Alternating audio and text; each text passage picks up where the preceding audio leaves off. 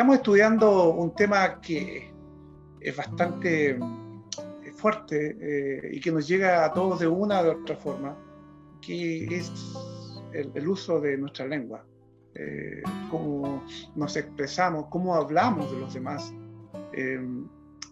Y eso de una u otra forma señala si en nosotros hay o no hay sabiduría.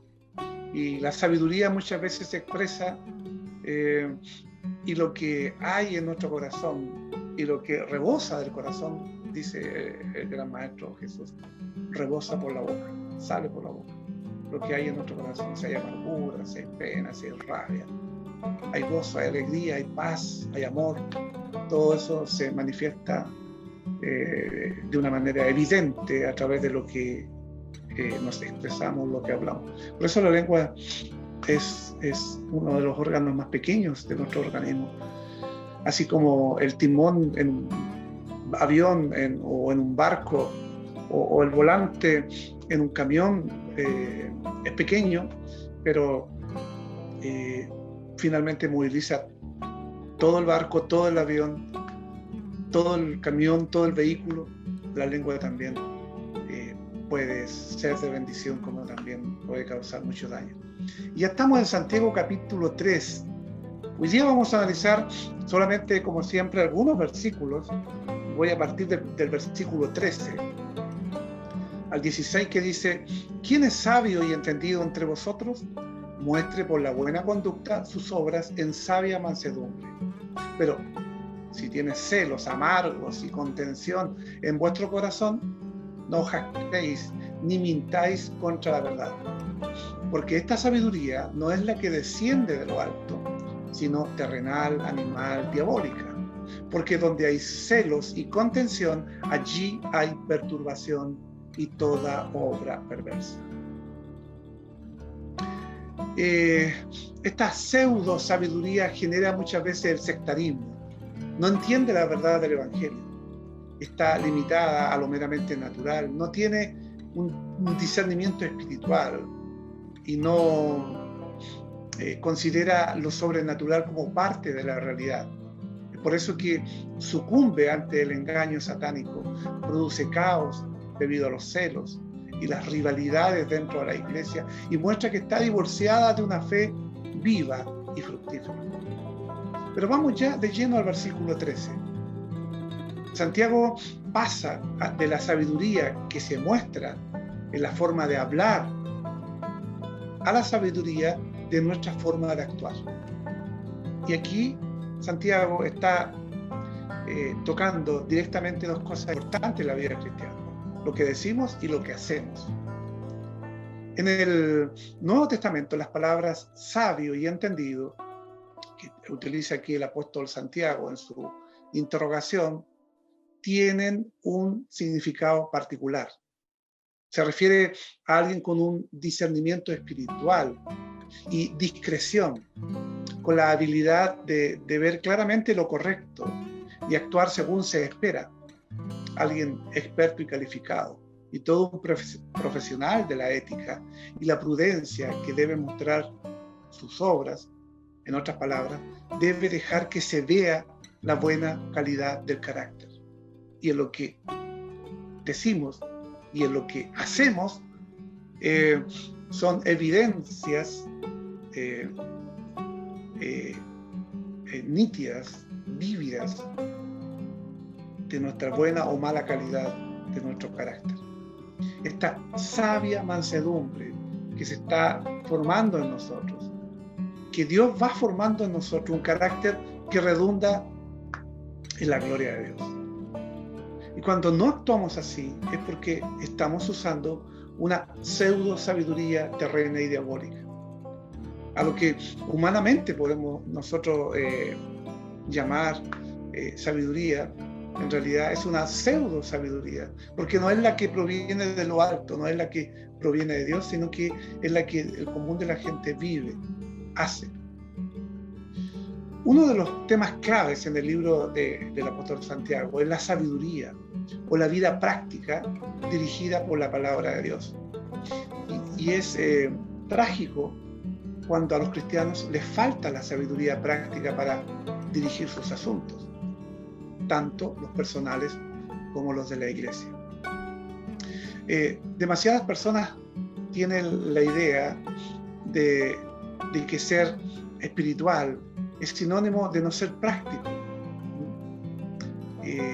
Y nada está más lejos de la verdad. Cuando el Espíritu Santo nos guía, usa nuestras mentes y espera que hallemos primero los hechos y pesemos las cuestiones de la palabra de Dios. Santiago indica que hay dos fuentes de sabiduría y que el creyente debe usar de discernimiento. La lengua del creyente puede estar llena de la verdadera sabiduría de lo alto o de la falsa sabiduría de abajo, de este mundo. ¿Y cuál es la sabiduría falsa? La de abajo. Cuando hay amargura y envidia en el corazón, nuestra lengua expresará tales cosas. Lo que rebosa del corazón sale por la boca. De la abundancia del corazón habla la boca. Entonces, si hay en nosotros amargura, hay celo, envidia, nuestra lengua expresará todo eso. No importa cuán espiritual pudiera ser nuestra enseñanza, si la lengua no está bajo el control del espíritu de un corazón amante, impartimos una falsa sabiduría. Para su vergüenza, los cristianos a menudo creen en esta falsa sabiduría y hasta se glorían de ella. Saben que esta sabiduría contradice la Biblia, de modo que mienten incluso en contra de la verdad de la palabra de Dios. Esta llamada pseudo sabiduría o abiertamente falsa sabiduría pertenece al mundo, dice Santiago, lo cataloga. Esta falsa sabiduría es terrenal, pertenece al mundo, a la carne, que es algo sensual, al diablo, que es diabólico. Y los tres grandes enemigos del creyente justamente son esos: la carne, que es nuestra naturaleza humana, que tiende siempre a hacer lo malo, el mundo que nos rodea y que muchas veces influye en nuestra vida, y el diablo.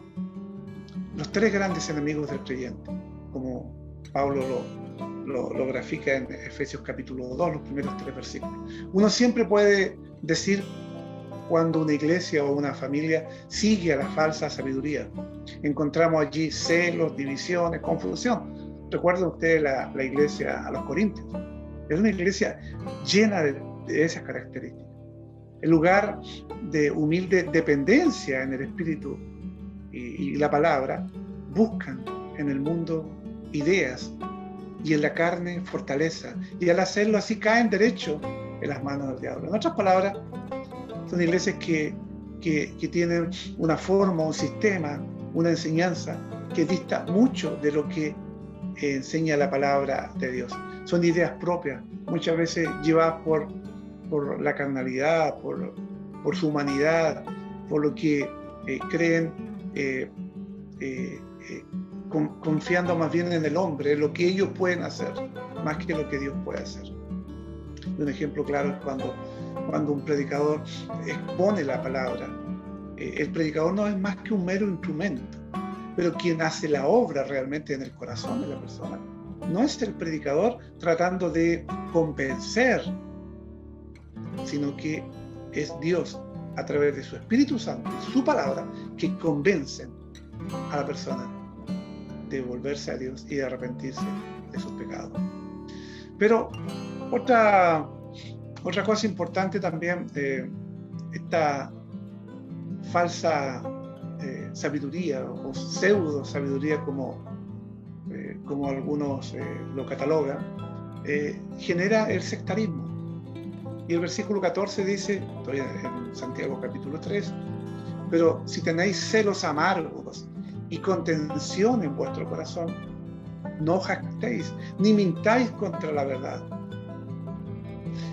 Los lectores de la carta Santiago estaban involucrados en muchos problemas internos que estaban generando sectarismo en la comunidad. Lo que había ahí era un espíritu resentido, que generaba una disposición a la contienda, a la rivalidad, al deseo de armar un grupo de manera ilegal. Esto es el espíritu sectario, de querer dividir, de querer formar grupos, que evidenciaba un corazón pecaminoso, porque Dios nunca va a desear que tengamos un corazón sectario, que andemos formando grupos, que andemos dividiendo, que nuestro corazón y nuestra disposición sea contienda, rivalidad. Habla de un corazón y de un espíritu resentido y pecaminoso.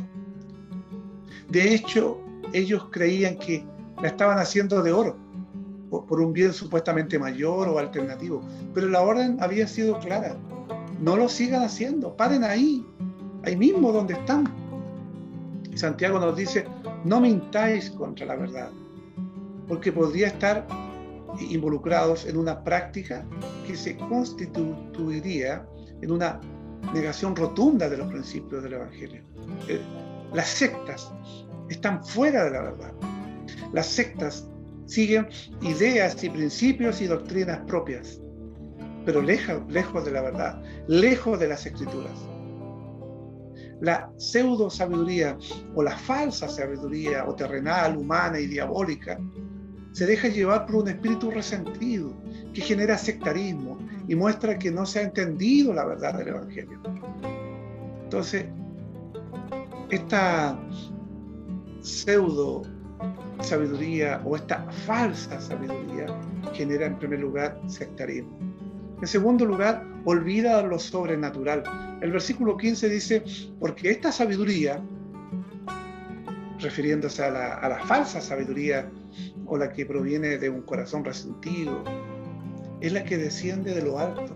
No es la que desciende de lo alto. O sea, no es la sabiduría real y verdadera de Dios, sino dice es terrenal, animal y diabólica. 3 términos bien fuertes. Y Santiago inicia justamente su argumentación con un contraste. Esta sabiduría versus la que desciende de lo alto, o sea, la sabiduría de Dios versus la sabiduría terrenal, diabólica, animal. Y esta última es la sabiduría que se comparte contrario al Evangelio. Se comporta de esa manera. No va de acuerdo al Evangelio.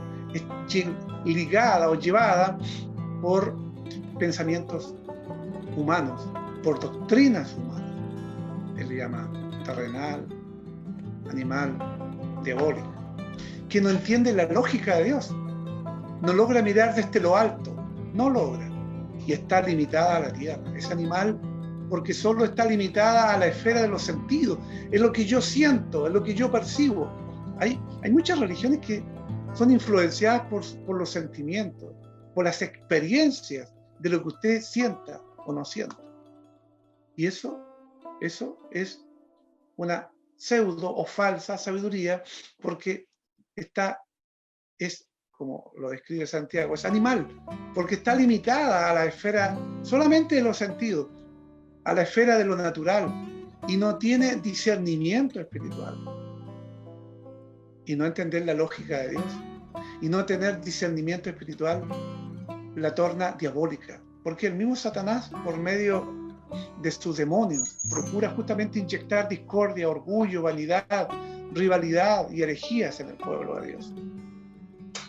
Muchas congregaciones cristianas han sucumbido justamente ante el engaño satánico por no haber apelado a la sabiduría que proviene de Dios, y se han dejado llevar por hombres con supuestas revelaciones, con supuestas verdades, doctrinas, enseñanzas, y falsos y otros evangelios, del cual mismo Pablo decía: si alguno predica otro evangelio, el tal sea anatema, maldito, no le oigas, saca de tu mente eso.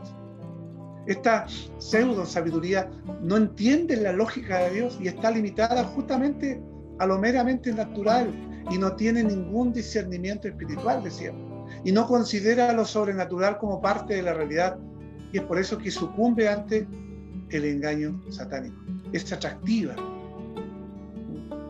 llama la atención. Entonces, esta falsa sabiduría, esta pseudo sabiduría que es terrenal, que es animal y que es diabólica, genera el sectarismo, olvida lo sobrenatural y producen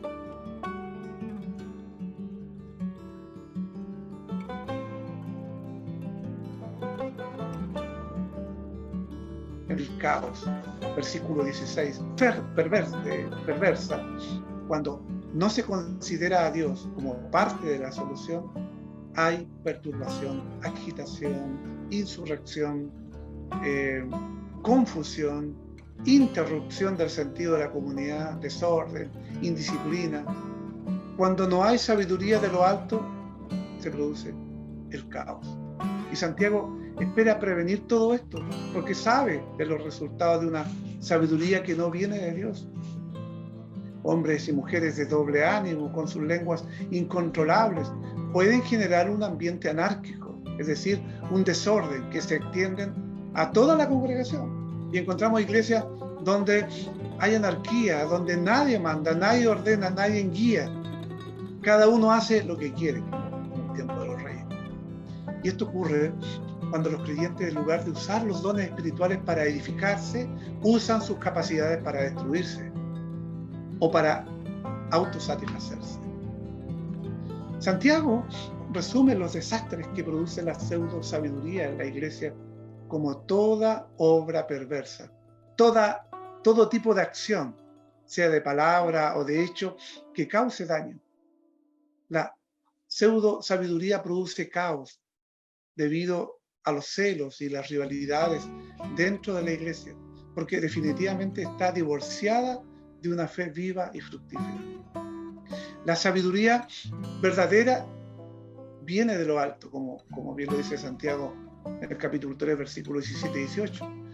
Los creyentes verdaderamente sabios no necesitan pregonar que son sabios, porque se va a ver eso en su vida diaria, en su conversación edificante, en su buena conducta, en su actitud de mansedumbre, no de celo, ni de envidia, ni de amargura, ni de contienda.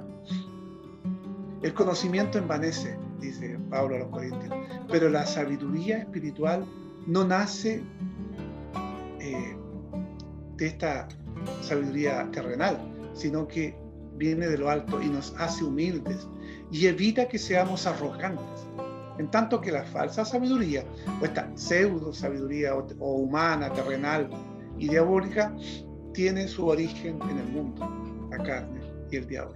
O sea, la verdadera sabiduría es de lo alto, viene de Dios, por el Espíritu. No la inventa la mente del hombre. Esta verdadera sabiduría es pura. No hay error en la palabra de Dios. Es pacífica, porque conduce a la paz y a la armonía, no a la discordia. Los métodos humanos para alcanzar la paz es mediante el sacrificio de la armonía, pero Dios no obra así. En donde la gente se somete a la palabra pura de Dios, siempre habrá paz. La sabiduría de lo alto es también amable. La amabilidad incluye paciencia y dominio propio. Cuando la carne controla la lengua, desata un aluvión de palabras sin control o sin una disposición para escuchar a otros. El necio, como dice el sabio en Proverbios, el necio da rienda suelta a toda su ira. O sea, lo que hay en su corazón lo exterioriza, lo manifiesta, lo evidencia a través de lo que dice, lo que habla. Proverbios 29:11. La persona sabia es amable y persuade con paciencia, no amenaza ni acusa, porque es benigna, como dice el versículo 17. Sugiere una disposición a ceder, a ser razonable. Las personas sabias están llenas de misericordia, no se apresuran a juzgar ni a condenar. Sus vidas están llenas de buenos frutos. No hay fluctuación. Un día sí, un día no, un día de una forma, el otro día de otra forma. No lleva una vida también parcial. aunque están dispuestas a ceder, no están dispuestas a comprometer la verdad. Y por último, la verdadera sabiduría no permite la hipocresía. La verdad se habla y se respalda con un motivo limpio. Esto, lo que en pocas palabras, la carta del apóstol Santiago nos describe en parte de este capítulo 3, que habla también del contexto espiritual, social, religioso que estaba viviendo a quienes Santiago le escribió esta carta. Estaban en problemas. Había en muchos de ellos un espíritu resentido que se había apoderado y que se había transmitido dentro de la congregación. Gente resentida, amargada, son los famosos ayatolás. Había todo malo, ¿no? Y eso se había infiltrado y se había introducido en un espíritu resentido. Y Santiago, entre otras cosas, llama a no mentir, sino que actuar con la verdad. Por lo tanto, generó esto un sectarismo en el sentido que dividió la iglesia o la congregación en grupos, cosa que eso no debiera existir. Todo lo contrario, trae mucho daño. Pero también olvidó lo sobrenatural. No entendió que había dos tipos de sabiduría: la sabiduría que viene de lo alto y la sabiduría terrenal. Y esta sabiduría de aquí, humana, lo denomina terrenal, animal y diabólica. Animal porque se deja llevar por los sentimientos, por lo que yo siento, y no realmente por la palabra, que es invariable, que no cambia, es inerrante. En cambio, nuestras sensaciones, nuestras emociones van fluctuando y cambiando de acuerdo a lo que vayamos viviendo. Por eso dice que es animal, porque es llevada por lo que uno siente, y la palabra de Dios no puede ser llevada de esa manera. Y es diabólica porque justamente el diablo lo que quiere es que nos dejemos llevar por los sentidos y por nuestros propios sentimientos y pensamientos. Y muchas congregaciones sucumben ante este engaño satánico. Y en tercer lugar, produce el caos, porque Dios no forma parte de la solución. Entonces, ellos con sus métodos, con sus formas, con sus revelaciones, con lo que ellos creen, con lo que ellos sienten, con lo que ellos piensan, dejan de lado a Dios y quieren tomar sus propias decisiones y quieren dar o formar parte de la solución. Y muchas veces los celos y las rivalidades dentro de la iglesia son producto de eso. Y Santiago lo califica como una obra perversa, y que eso no debiera existir en la vida de cada uno de nosotros.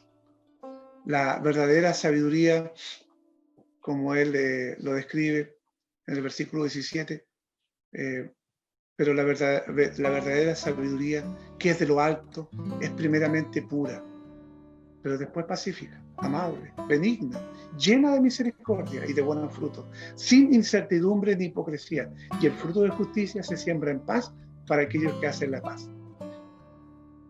Hoy día, en nuestro programa, a la luz y al calor de la epístola del apóstol Santiago, hemos visto esta falsa sabiduría, que es humana, carnal, animal, por dejarse llevar por las emociones, y finalmente diabólica. Y la próxima semana, en el próximo programa, Dios mediante, analizaremos solamente 2 versículos, el 17 y el 18, para ver realmente cuál es la verdadera sabiduría a la cual nosotros debemos aspirar, ¿cierto? Dejarnos llevar y ser por esa sabiduría que viene de lo alto, y no por la sabiduría que hoy día hemos visto que es carnal, humana, animal y diabólica. y los perjuicios que trae dentro de la iglesia, dentro de la familia, y nos forma personas resentidas y amargadas, y no nos permite vivir una vida espiritual con gozo, con alegría, como el Señor quiere para cada uno de nosotros.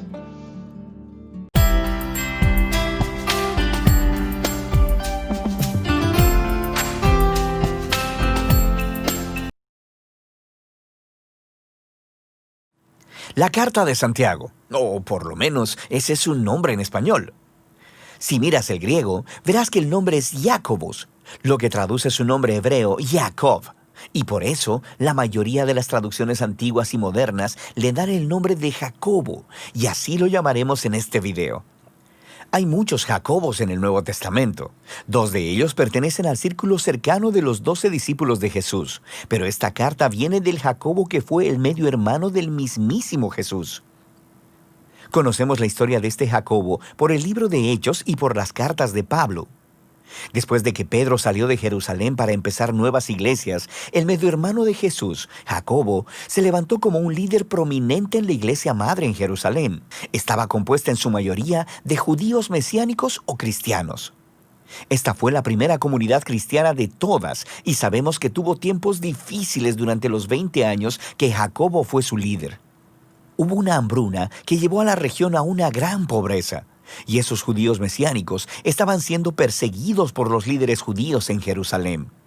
Pero a través de todo ello, Jacobo fue conocido como un pilar de la iglesia de Jerusalén. También fue conocido como un pacificador que dirigió con sabiduría y valor hasta que fue trágicamente asesinado. Y en este libro tenemos el legado de la enseñanza y de la sabiduría de Jacobo, condensada en una obra breve y muy poderosa. El libro comienza como una carta, saludando a todos los judíos mesiánicos que estaban viviendo fuera de la tierra de Israel. Pero esta no está estructurada como las cartas de Pablo, donde él trata los problemas específicos de una iglesia local. Más bien, este libro es un resumen de la profunda sabiduría de Jacobo para todas y cada una de las comunidades de seguidores de Jesús.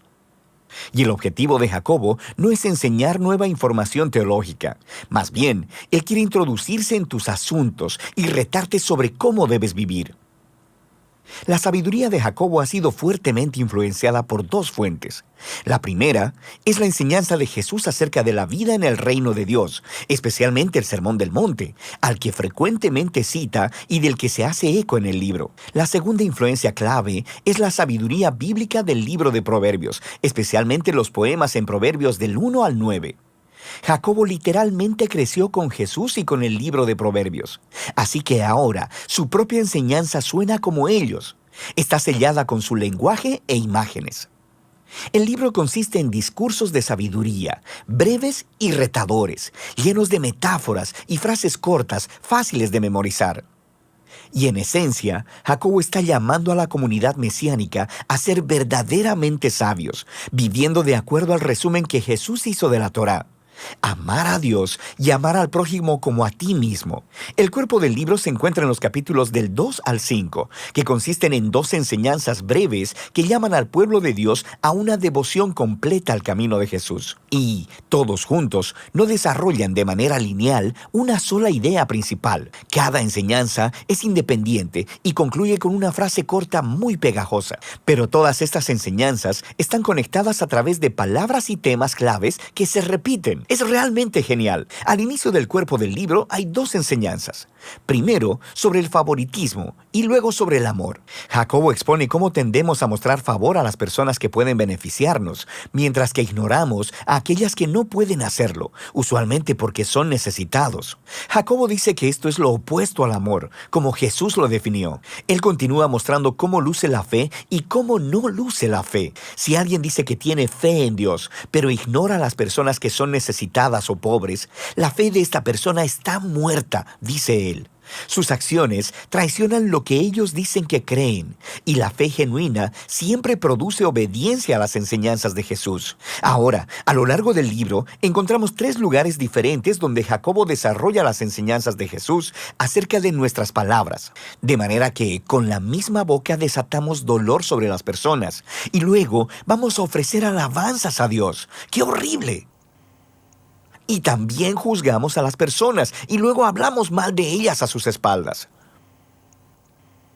Y también tendemos a distorsionar la verdad a nuestra conveniencia. La manera en que hablamos de las personas es una ventana hacia nuestros corazones y hacia nuestros valores centrales. Nuestras palabras expresan la verdad sobre nuestro carácter. Jacobo también cree que la comunidad del reino de Dios, como Jesús enseñó acerca de ella, es la clase de lugar donde las divisiones creadas por la riqueza o el estatus social son hechas inoperantes.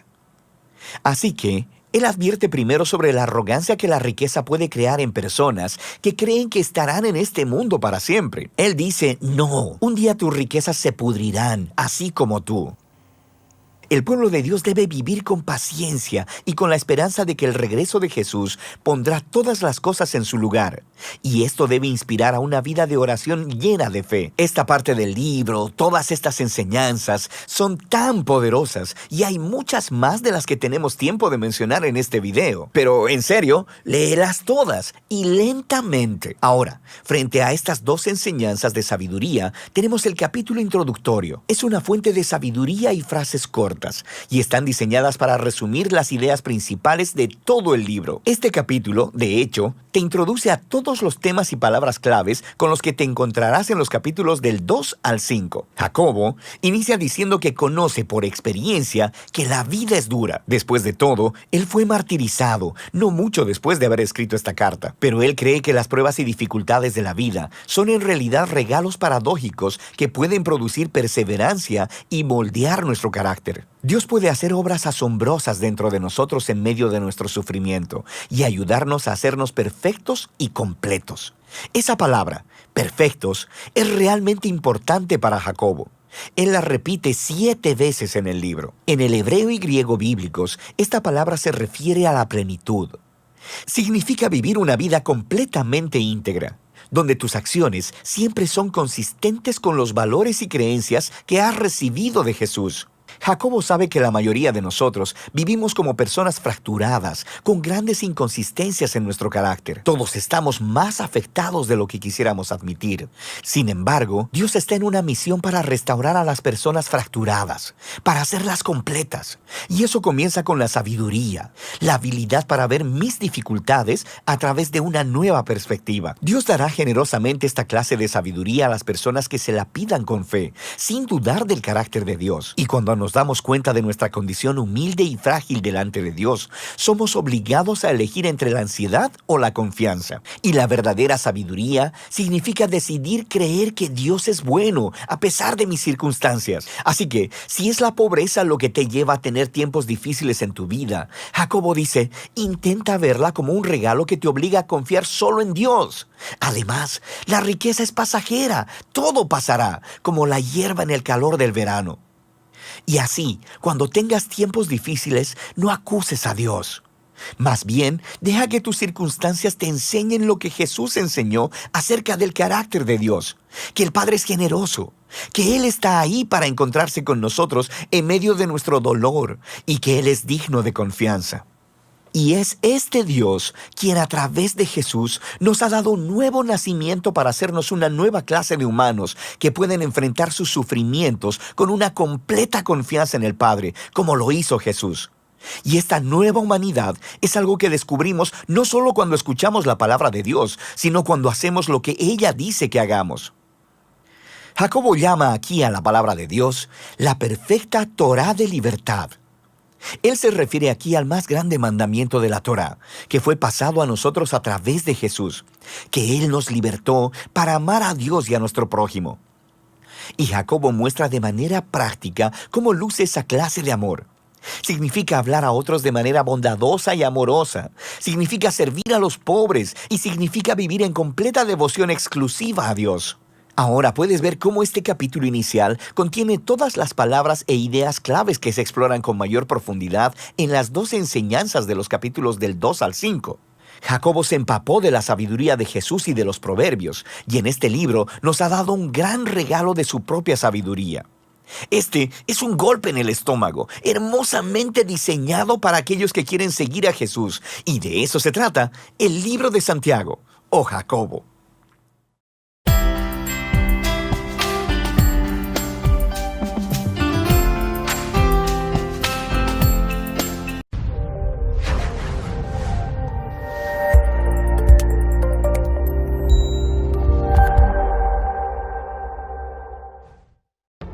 ¿Tienes una idea clara de cuán brillante y sorprendente es el Sol? Piensa en el Sol como si fuera un enorme foco, una enorme ampolleta eléctrica. Y generalmente no compramos ampolletas de más de 100 o 300 watts, ahora sobre todo que existen las LED. Pero si quisiéramos comparar el Sol con un foco eléctrico, brillaría con una potencia de 380, agregue 24 ceros a la derecha, o sea, 380 septimillones de watts. El Sol quema cada segundo 4 millones de toneladas de hidrógeno, el equivalente a quemar 1 millón de elefantes. El Sol pesa 2.000 millones de trillones de toneladas. La masa del Sol equivale a unas 332.950 veces la masa de la Tierra. Una erupción solar de gran tamaño contiene suficiente energía como para asegurar el suministro de la Tierra durante 100.000 años. Si viajáramos en un avión de pasajeros a su velocidad crucero, llamémosle 644 kilómetros por hora, yendo de la Tierra al Sol, necesitaríamos 20 años para llegar a nuestro destino. Realmente sorprendente. La luz del Sol emerge desde su interior, donde átomos de hidrógeno se estrellan violentamente unos con otros, produciendo átomos de helio. Esto libera una cantidad inmensa de energía que sale del Sol en forma de luz e ilumina los planetas, sus lunas y todos los demás cuerpos celestes del sistema solar, incluyendo nuestro planeta. La luz del Sol se ve como una estrella desde los puntos más alejados del universo. En cambio, el planeta Tierra recibe solamente una pequeña parte de la energía solar, pero esta parte es indispensable para la vida. Los científicos explican que si el Sol no liberara su energía hacia el espacio, se iría calentando cada vez más hasta explotar. En cambio, al dar luz y vida, se mantiene activo y alejado de este peligro. El Sol sobrevive porque da. A los seguidores de Jesús se les puede describir de la misma manera. Cuando damos, podemos continuar dando. Cuando dejamos de dar, nuestra temperatura comienza a subir y hasta podríamos explotar, figuradamente. Pero hay más dicha en dar que en recibir. Vivimos en un mundo y sociedad consumista, egoísta, hedonista y materialista. Nos importa más recibir que dar. Vivimos para tener cada día más y consumirla en nuestros propios deleites, sin pensar en el prójimo. La próxima vez cuando miremos el Sol, recordemos lo importante que es tener una actividad dadivosa de dar, sobre todo en estos días y en estos tiempos de pandemia. Hay más felicidad en dar que recibir. Las matemáticas convencionales nos dicen, mientras menos demos, más tendremos. Las matemáticas de Dios son opuestas a las que aprendemos aquí. Dios dice, da y serás feliz y tendrás más satisfacción, más amor, más sentido a la vida de quien te creó. Probablemente no era lo que esperaba ver y escuchar en menos de 3 minutos, pero sí seguramente lo que necesitas saber para luego hacer. Al menos así lo creo yo. ¿Y usted qué hará? Saludos cordiales.